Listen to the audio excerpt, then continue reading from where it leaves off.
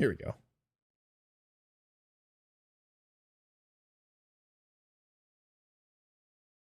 All right, let's take a look at this. The Dead by Daylight team announces several roadmap updates and it previews a lineup of gameplay changes, quality of life updates, and general game health improvements to come. Dead by Daylight will be undergoing a substantial quality of life initiative, which should address many long-standing concerns and frustrations our players have been experiencing. This initiative will take place over the course of 2 phases. The first phase runs from April to June, while the second runs from July to December. For a full look at what's scheduled, check the roadmap below. So, can I click that? Is that allowed? Cool. That's way bigger than I need.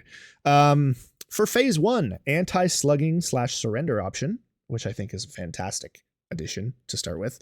Gamma settings, I think, is great. All of us, anybody who plays this game like more than once a week, at least, on PC anyway, uses filters. So, yeah, this game's dark as shit by default. Filters is a great idea. Sorry, I gotta get my face in frame more. Spawn rules and map offering balancing, I like that. Hiding and body blocking prevention, I like that. Go next prevention, I like that. AFK bots, very good. Improved AFK bots, I like that. So that's all gameplay changes, and then quality of life is bulk blood point spending.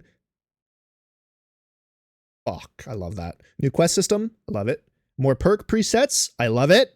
Preview your perks in lobby. I fucking love it. Holy shit. Let's go. That's phase 1, all right? Continued improvements in phase 2. Anti-tunneling, anti-camping, MMR, map, and key item balancing. Mwah. Fucking chef's kiss. Keyboard and mouse on consoles. Thank you. Custom game improvements. Thank you. Accessibility improvements. Thank you. Prestige rewards. Thank you. Reduced login steps. Holy fuck, finally. Jesus Christ. It takes me 10 minutes to get into this fucking game. Thank you. God. This is gonna go hopefully a long way into improving the quality of this fucking game. This game for so long has been miserable if the other side chooses to make it miserable for you. And I think a lot of these changes are steps in the right direction to switching that, which I love. I love. To accommodate for the scope of this initiative, we have decided to delay several of our upcoming releases, including chapters, rifts, event modifiers, and collections. This means there will not be a PTB, but rest assured that we did not make this decision lightly. We feel confident that delaying our upcoming releases to prioritize the quality of life initiative will ultimately make Dead by Daylight stronger than ever. We're always listening to our players, and this has been a long time coming. Oh my God, what a breath. Wow. Like, what a breath of fresh air that statement is. Wow. All of us said that this is what behavior needs to do to save the game, to make the game, to fix it, right? To get it, modernized to the point where it can actually, stand toe to toe with new games, I guess. This looks so promising. So promising. There's so much to love here. It feels like we've said so much that they could delay all of this stuff for a quality of life and we would not care. We would like that. And they listened. And that's incredible to see. Looking for a more comprehensive breakdown of everything lined up in phase 1? We've got you covered. Operation Medic Bag. Wait, what? Did I miss something? No. I just don't think I get the joke. It's fine. Everything's fine. Surrender state. The team has been working on a surrender feature which should limit player frustration on both sides. To get it right, we first need to identify the situations where its use would be most appropriate, leading us to 2 scenarios. All remaining survivors have been slugged. All remaining survivors are bots. Once these instances occur, players will be able to use the surrender option, ending the trial while retaining the blood points they've earned and escaping the disconnect penalty. Mwah! Perfect. Operation Medic Bag. I get it now. Operation fucking heal the game. So that when FNAF comes and all the new people join, all the new people don't immediately fucking leave. Like they did with Resident Evil. And every chapter we've ever had. It's crazy. When you look back on it, this game has had a consistent player base of 20 to 30,000. basically since it released. And like its peaks have gone above that, obviously, but it always falls back to this. Always. So I think this will go a long way in retaining a lot of those people that come with FNAF. Because FNAF is going to pop off. Gamma adjustments. Dead by Daylight can get a little dark, not just thematically, and sometimes excessive darkness can hinder playability. We're introducing the ability to adjust gamma settings on all platforms, allowing you to find a sweet spot without sacrificing the intended artistic direction. Go Next prevention. The Go Next expression refers to instances where a survivor deliberately does everything in their power to quickly go to their next game, including walking up to the killer and standing still, running to a hook and repeatedly pointing at it, or most commonly, intentionally failing skill checks while on hook.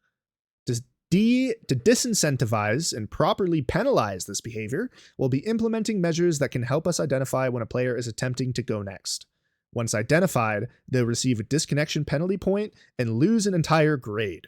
We'll be keeping a close eye on the system to ensure its accuracy, but we're confident that this will help alleviate the issue.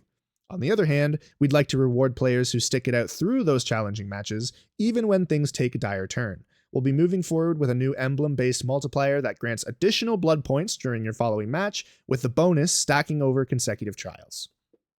Amazing. Amazing. Something that I'm recalling after reading that is, all the people who were suggesting or saying to just remove the option to Kobe, right? Remove the option to remove yourself off of hook from your first hook stage. That way you can't go directly to second. Basically what they have in 2v8 with the cage system, right? Basically, that is what everyone is suggesting, but Behavior's response to that was that's not going to solve the problem. Because if somebody wants to just quit and go next, as soon as they get off the hook, they're just going to run right up to the killer and, actively sabotage their team. There's X amount of things that they could do to go next. So just removing the 4% option isn't a solution. And I think this is a much better way to address the problem. But obviously we won't know until it happens. I think pussies are always going to find their way to ruin everybody else's fun, no matter what. But I think this is going to make it a lot harder. And rewarding people who put up with it is great as well. Rewarding people is always the best thing to do, instead of where you can, right? Rewarding the good players and punishing the bad players is ideal. So that's a good system, I think. Extreme hiding and body blocking prevention. Extreme hiding refers to a survivor drawing out an unwinnable match by ignoring their objective and waiting out the clock. Yep, I hate it. To combat this, we're changing the way AFK crows operate so they can more accurately identify when a player is deliberately avoiding engagement with their gameplay objective. Once a player receives a crow, their location will be immediately revealed to the killer. We'll also be incorporating a feature that allows players to lose collision after receiving a third AFK crow, which should prevent instances of body blocking related griefing. Cool! I like that. I wasn't sure what they meant by body blocking prevention, but I understand now. They're talking about when a survivor traps another survivor in a corner and then just leaves and goes AFK. And there's nothing they can do. So that's smart. I like that. I'd maybe like to see this brought to killers in some way as well. Just as a random example to call back to, was an instance on Midwich where there was someone hooked in basement, and the quickest route to get to the basement was to run to the opposite corner of the map, up the stairs, back across the map, and down the stairs, because the killer was holding the choke point and just sat there for the full 2 minutes of the person being on hook, and there's nothing we could do. So yeah, I'd like to see them maybe bring that to killer, but this is a good start, I think. Map offerings. We recognize that map offerings are a bit divisive. Some players enjoy them, while others feel they can grant an unfair advantage. The fact that they automatically bypass both the map and realm repetition system can also add to that frustration. Moving forward, map offerings will no longer guarantee the appearance of a given map, but rather increase its chances by 20%. Note, they will not stack. Isn't this what it already did? It was a different number, it wasn't 20%, but that's what it did before.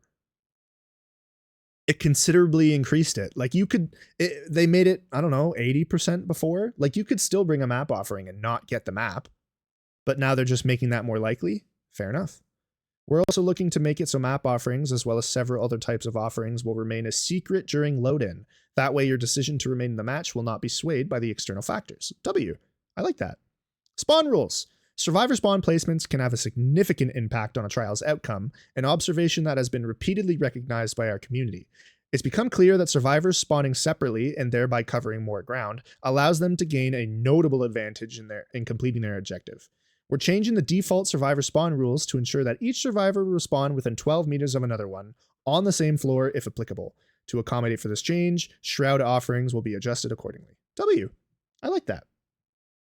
I think that's something that comp does really well, is every competitive game has the same offerings to spawn hatchet shack, spawn all the survivors together in the opposite corner from the killer. That way everybody knows where each other are, and it's the same starting point basically in every game. So I think it's a good idea to maybe tweak that. Improved AFK bot detection. Players that used AFK bots can be frustrating to have in your trial, and we're working on improvements to our detection systems so that we can quickly identify and penalize them accordingly. Good. To speed up general blood point activity, we're adding a button that will allow you to spend blood points in bulk. W. Good work. Quest system. Previously announced last year, the quest system is part of a larger update to the archives and rifts, so expect more information in an article specifically dedicated to that. For now, know that we'll be working to the challenge. We will be reworking the challenge system as well as daily rituals to reduce the grind, make it easier to earn rewards, and increase the overall level of fun. W. Just a W. Yeah, the daily challenges are like the fact that you get one a day. I don't even do them most of the time, but it's annoying, right? You only get one a day. They almost never intertwine. There's only 3 of them. I don't know. There's lots to not like about that stuff. Only being able to have one quest active for Survivor and Killer, that is annoying. You could probably let us get away with having 2 or 3 active and it wouldn't reduce anyone's fun, right? Could only add to it. I think that's probably where they're going to end up taking it, and I hope they do.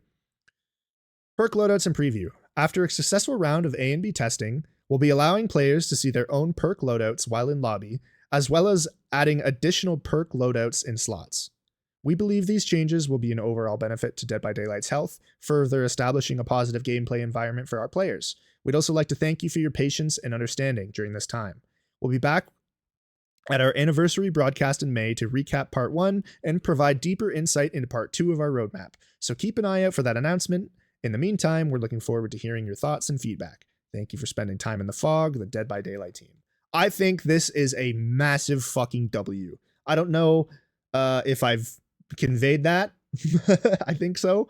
I think this is exactly what this game needs in the lead up to the Five Nights at Freddy's chapter. And even if the Five Nights at Freddy's chapter is like the only thing that doesn't get delayed, because I can't see them delaying that one. I think the March stuff's going to get delayed, but I can't see them delaying the FNAF drop. Unless they're also going to delay their anniversary, which, I mean, I guess that's fine. They've done it before, but I mean, I wouldn't like it. It's going to ruin my birthday, but whatever, you know? It's not the end of the world. I'll get over it. I think this whole thing is a massive fucking W. I think this is going to go a long way. At least I hope so. It has all the signs on the wall of going a long way to improve everybody's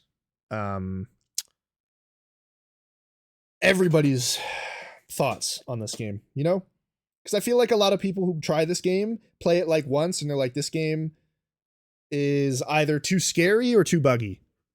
Because I won't lie, it's pretty scary at first. Scary and buggy is a recipe for a fucking disaster, though, right? Just pick one. Anyway, thank you for that. Thank you for humoring me, gamers and gentlemen. Thank you.